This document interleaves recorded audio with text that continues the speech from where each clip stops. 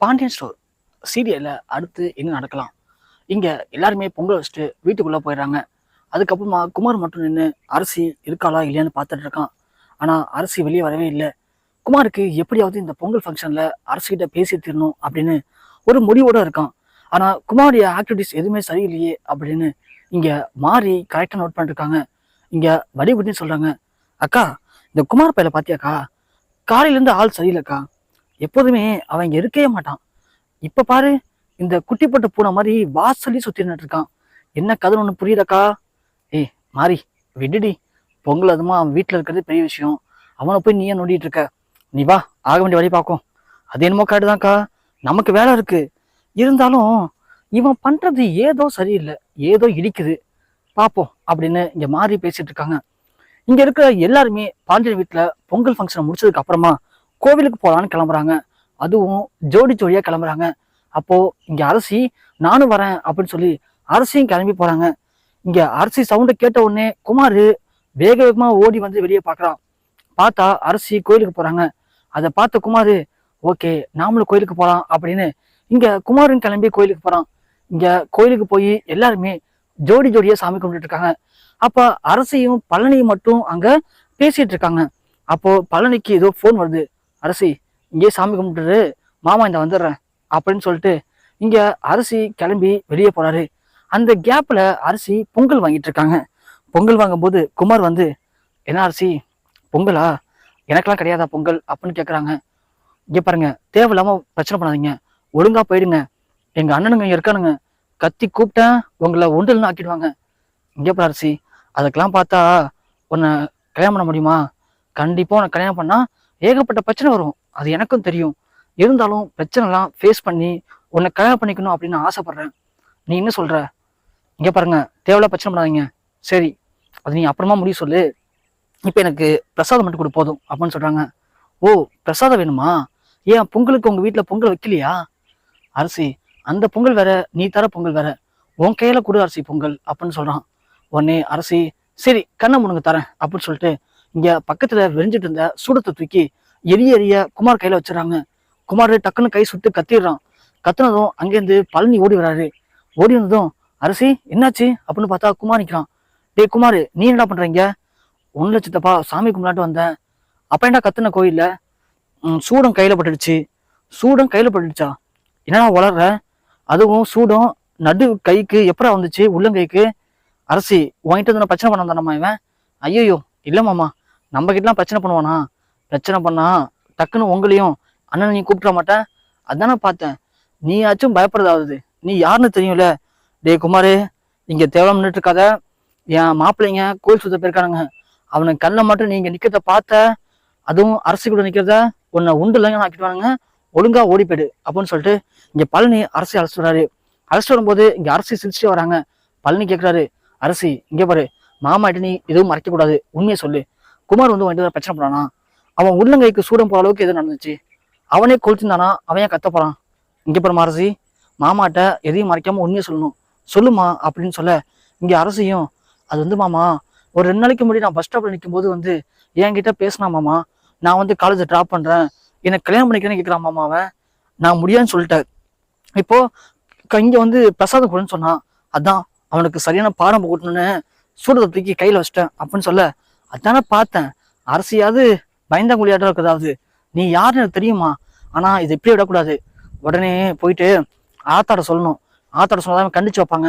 இதே இன்னைக்கு நான் பார்த்தேன், நான் பார்க்காம உங்க அண்ணனுங்களோ இல்ல மச்சனோ பார்த்துதான் அவனை இங்கேயே வகுந்து போட்டிருப்பாங்க, பிரச்சனை பெருசா இருக்கும். ஏற்கனவே எங்க அண்ணனுங்க மச்சான் குடும்பத்து மேல ரொம்ப குறைவில இருக்கானுங்க, இதுல இது வேற. சரிவா பார்த்துப்போம். ஆனா அரசி, இதை வந்து நீ வீட்டுல யார்ட்டையும் சொல்லாத, மாமா நான் பாத்துக்கிறேன், சரியா? சரிங்க மாமா அப்படின்னு அரசி சொல்லிடுறாங்க. வீட்டுக்கு போன கையோட இங்க பழனி நேரா கிளம்பி அவங்க அண்ணன் வீட்டுக்கு போறாரு. போயிட்டு ஆத்தா ஆத்தா அப்படின்னு கூப்பிடுறாங்க. என்னடா பழனி வாப்பா, பொங்கலமா வந்திருக்கே அப்படின்னு சொல்ல, என்ன ஆசீர்வாதம் பண்ணாத்தா அப்படின்னு பழனி ஆசீர்வாதம் வாங்கிக்கிறாரு. அடுத்த பொங்கலுக்கு வரத்துக்குள்ள கண்டிப்பா உனக்கு கல்யாணம் ஆகி ஓ மனைவியோட வந்து என்கிட்ட ஆசீர்வாதம் வாங்கணும் அப்படின்னு ஆத்தா சொல்ல, பழனியும் அது நடக்கட்டும் ஆத்தா, அப்புறம் பாத்துக்கலாம். இந்த குமார் பையன் என்ன பண்றா பாத்தியா? சரி அண்ணனுங்க வீட்டுல இருக்கானுங்களா? இல்லையடா, என்னாச்சு? குமார் என்ன பண்ணா? ஆத்தா, இந்த குமார் பையன் சும்மா இல்லாம அரசியல் வந்து வம்பு பண்ணிட்டு இருக்கான் ஆத்தா, 2-3 வாட்டி வம்பு பண்ணியிருக்கான். அரசி நல்ல வேலை யார்ட்டையும் சொல்லாம என்கிட்ட சொன்னுச்சு. இதே மச்சான்ட்டியோ மாப்பிட்டு சொல்லியிருந்தா கண்டிப்பா தேவையில்ல பிரச்சனை ஆத்தா. ஏன்டா என்னடா பண்றான் அவன்? ஏன்டா என்ன பண்றானா? இன்னைக்கு கோயில வந்து அரசியை கல்யாணம் பண்ணிக்கிட்டியான்னு கேட்டிருக்கான். அதோட அரசிகிட்ட இருந்து பொங்கலை வாங்க ட்ரை பண்ணியிருக்கான். அப்போ அரசி திட்டி விட்டுருக்கு. நான் அப்பதான் பார்த்தேன். அண்ணி அவன்கிட்ட சொல்லி கண்டிச்சு வைங்க அண்ணி. இதே மாதிரி வெளியில போய் எங்கேயாவது அரசிகிட்ட பிரச்சனை பண்றத யாராவது பார்த்தாங்கன்னா தேவையில்ல பிரச்சனையாடும் அண்ணி.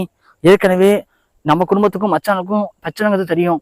இருந்தும் இந்த குமார் எதுக்கு இப்படி பண்ணிட்டு இருக்கான்? எனக்கு என்னமோ இதான் சரியில்லை அண்ணி அப்படின்னு சொல்ல, ஐயோ விடுங்க நாங்க பாத்துக்கிறோம். அவன்கிட்ட சொன்னா எங்க கேட்க போறான்? உடனே மாறி சொல்றாங்க. நினைச்சேன்க்கா நினைச்சேன். அவன் காலையில இருந்து குட்டி போட்டு போன மாதிரி வாசல் சுத்தி இருந்தான். நானும் உங்கள்கிட்ட சொன்னேன்ல அம்மா மாதிரி. எனக்கு அப்பயே தெரியும்க்கா இவன் ஏதோ பண்றான் அப்படின்ட்டு. ஆனா இந்த பொறுக்கி நாயி இப்படியாப்பட்ட வேலையை பார்க்கணும்னு எனக்கு தெரியாது. கண்டிப்பா நீங்க நம்ம அந்த குமார் பால்கிட்ட பேசணும் நீ அப்படின்னு இங்க மாறி சொல்றாங்க. ஆத்தாவும் அந்த குமார் பையன் வரட்டு இரு அப்படின்னு பார்த்தா கரெக்டா குமார் அப்பதான் உள்ள வரான். உள்ள வந்த குமார் பழனியை பார்த்ததும் என்ன சித்தப்பா வந்த உடனே வேலையை காட்டிட்டீங்க போலியே அப்படின்னு சொல்ல, ஆமாண்டா மோனே நான் உனக்கு அப்பன் தெரியும்ல, உன்னை இப்பயே கண்டிச்சு வைக்கணும். இல்லைன்னா நீ தேவையில்ல பிரச்சனை மாட்டிப்ப. அதான் உன்னை கண்டிச்சுட்டு போகணும்னு வந்தேன்டா அப்படின்னு சொல்றாங்க. இங்க பட் சித்தப்பா நீ என்ன வேணும் பண்ணிக்கோ, யார்கிட்ட வேணும் சொல்லிக்கோ, எனக்கு அதை பத்திலாம் கவலையே கிடையாது. எனக்கு அரசியை பிடிச்சிருக்கு. நான் அரசியை கல்யாணம் பண்ணியே தீருவேன். டேய் மவனே இங்கே பாரு, இதே மாதிரி எல்லாத்தையும் சொல்லாத.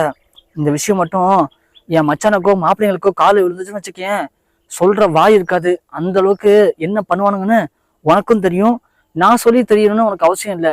இங்கே பாரு, உன்னுடைய பிரார்த்தனத்துக்கும் பித்ராட்டத்துக்கும் அரசி சரியான ஆள் கிடையாதுடா. அரசி சின்ன பொண்ணு, புரியுதா? என் அக்கா நல்ல குடும்பத்துல வாக்கப்பட்டு நல்லபடியா வாழ்ந்துட்டு இருக்கா. நீ இங்கேருந்து அங்க வந்து தேவையில்ல பிரச்சனை பண்ணாத. அதனால அவ வாழ்க்கைண்டா பாதிக்கும். என்னத்தான் நான் சொல்றது கரெக்டு தானே? கரெக்டு தான்ப்பா. டேய் குமார் இங்கே பாரு, இந்த மாதிரிலாம் பண்ணிட்டு இருக்காரா? இது மட்டும் உங்க அப்பனுக்கு தெரிஞ்சது தேவையில்ல பஞ்சாயத்தோடும் பார்த்துக்கோ. ஆத்தா இங்கே பாரு, நான் திரும்பவும் சொல்றேன், எங்க அப்பாட்ட சொன்னாலும் சரி, ஏன் பாண்டிய மாமாட்ட சொன்னாலும் சரி, எனக்கு அதை பத்தி கவலை இல்லை. எனக்கு அரசியை பிடிச்சிருக்கு. நான் கண்டிப்பா அரசியை கல்யாணம் பண்ணியே தீருவேன். அடுத்த பொங்கலுக்குள்ள அரசியை கல்யாணம் பண்ணி இதே வீட்டுக்கு நான் கூட்டிட்டு வருவேன். நீங்க பார்க்க தான் போறீங்க. அது அரசு சம்மதிச்சாலும் சரி, நீங்க சம்மதிச்சாலும் சரி, இல்ல பாண்டியம்மா சம்மதிச்சாலும் சரி, இல்ல யாரும் சம்மதிக்கலாம்னு பரவாயில்ல. எனக்கு அதை பத்தி கவலையும் இல்லை. நான் ஃபிக்ஸ் ஆகிட்டேன். எனக்கு அரசு தான். சரியாத்தா, ஒருத்தனுக்கு நேரம் சரியில்லை. ஆடு தானாவே தலையை ஆட்டிட்டு என்னை வந்து வெட்டுங்க வெட்டுங்கன்னு ஆடிட்டு இருக்கு. என்னைக்கு பிடிச்சி வெட்ட போறான்னு தெரில. அம்புட்டு தான் சொல்லிட்டேன். சொல்ல வேண்டியது என் கடமை. நான் சொல்லிட்டேன். இதுக்கு மேல உன் விருப்பம்டா அப்படின்னு இங்க பழனி கிளம்பி போறாங்க. பழனி அங்க போயிட்டு வரத கோமதி பாத்துறாங்க. டேய் பழனி எங்கடா அங்க போயிட்டு வரக்கா இந்த நேரத்துல அப்படின்னு கேட்க, அதுவாக்கா ஒண்ணு இல்லக்கா அப்படின்னு சொல்ல, டேய் பழனி நான் லைட்டா கேட்டுதான் இருந்தேன். அங்க ஏதோ ஆடு வந்து தானா தலையை வந்து வெட்ட சொல்லுது, மச்சானுக்கு மட்டும் தெரிஞ்சுன்னா வெட்டி கறி போட்டுருவாரு அப்படி இப்படின்னு பேசிட்டு இருந்தேன். என் காலை விழுந்துச்சு. அக்கா உன் காது பாம்பு காதுக்கா. சரி உண்மையை சொல்டா. இல்லக்கா அது வந்துக்கான்னு பழனி சமாளிக்க ட்ரை பண்றாரு. கோமதி டக்குன்னு பழனி கையை தூக்கி தலையில வச்சு அக்கா சத்தியம்னு சொல்றா, என்ன பேசிட்டு இருந்தாங்க அப்படின்னு சொல்லவும், உடனே பழனி எல்லா உண்மையும் சொல்றாரு. ஓ அப்படி போதா கதை, இந்த வரேன் இரு அப்படின்னு சொல்ல, அக்கா அக்கா அக்கா கோவப்படாதக்கா, நான் ஆல்ரெடி பேசிட்டு வந்துட்டேன். அவன்கிட்ட தெளிவா சொல்லிட்டேன். அவனுங்க வேணும்தாக்கா திட்டம் போறானுங்க. அரசியை கல்யாணம் பண்ணிட்டா அதை வச்சு மச்சான எப்படியாவது பழி வாங்கிடலான்னு பிளான் பண்ணியிருக்காங்க போல. அதனால் ஒன்றும் நடக்காதுக்கா, நடக்க விட மாட்டேன். ஆத்தாட்ட தெளிவாக சொல்லிட்டு வந்துட்டேன். இதுக்கு மேலே எனக்கு தெரிஞ்ச வரைக்கும் அவன் நம்ம பொண்ணு பின்னாடி வரமாட்டாக்கா அப்படின்னு சொல்ல, இதை ஆல்ரெடி கோவிலில் பார்த்த ஒருத்தவன் ஏற்கனவே போய் பாண்டியன்ட்டு சொல்லிடுறாங்க. இது மாதிரி அந்த குமார் அரசிட்ட பிரச்சனை பண்ணாரு அப்படின்ட்டு. பாண்டி இங்கே செம்ம கோத்துல வராரு. உள்ள வந்த பாண்டியன் நேராக போய் அருவா எடுக்கிறாரு. உடனே கோமதி என்னங்க பண்றீங்க, நில்லுங்க நில்லுங்கன்னு சொல்ல, அந்த குமார் அரசுகிட்ட கோயிலில் பிரச்சனை பண்ணியிருக்கான்.